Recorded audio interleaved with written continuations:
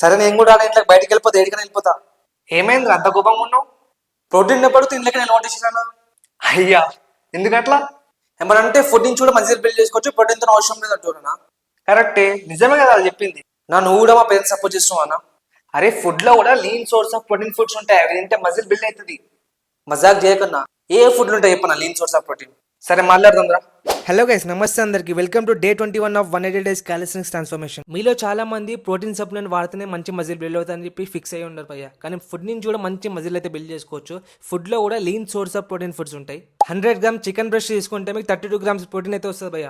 Next 6 egg whites లో మీకు 20 grams of protein అయితే వస్తుంది. 100 గ్రామ్స్ ఆఫ్ ఫిష్ మీట్ లో అయితే మీకు 20 గ్రామ్స్ ఆఫ్ ప్రోటీన్ అయితే వస్తుంది భయ్య. 100 గ్రామ్స్ ఆఫ్ పన్నీర్లో అయితే 18 గ్రామ్స్ ప్రోటీన్. ఇంకా ఫైనల్గా 100 గ్రామ్స్ ఆఫ్ సోయాలో అయితే మీకు 52 గ్రామ్స్ ప్రోటీన్ అయితే వస్తుంది భయ్య. సో ఫస్ట్ అయితే మీరు ఇంట్లో ఉన్న ఫుడ్ అయితే మంచిగా తినండి భయ్య, తర్వాత సప్లిమెంట్స్కి అయితే వెళ్ళండి. సో మీ ఇంట్లో కూడా దమ్ చేయకండి ప్రోటీన్ అని చెప్పేసి. సో ఇంకా మీరు క్యాలసింగ్ నేర్చుకుందాం అనుకుంటే, డైట్ రిలేటెడ్ వీడియోస్ కావాలనుకుంటే రాహుల్ దాస్ అనేది ఇప్పుడే ఫాలో అయిపోండి భయ్య.